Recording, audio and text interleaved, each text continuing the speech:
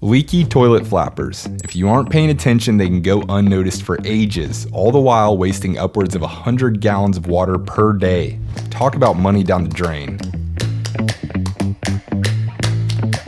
So, how do we check for a leaky flapper? Well, pay attention to signs such as a toilet refilling without being flushed, having to jiggle the handle to stop the toilet from running, or even rippling water in the bowl.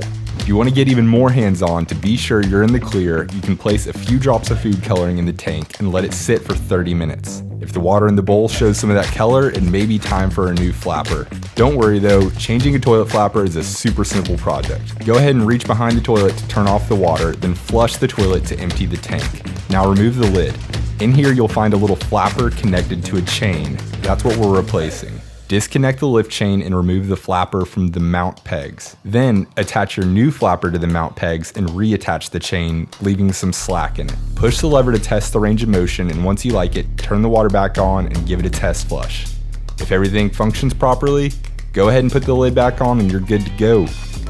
So pull out that food dye and make sure you aren't flushing money down the toilet. And remember, for all of your home inspection needs, give Diamond Head Home Inspections a call at 808-228-7478 or visit our website at diamondheadhomeinspections.com.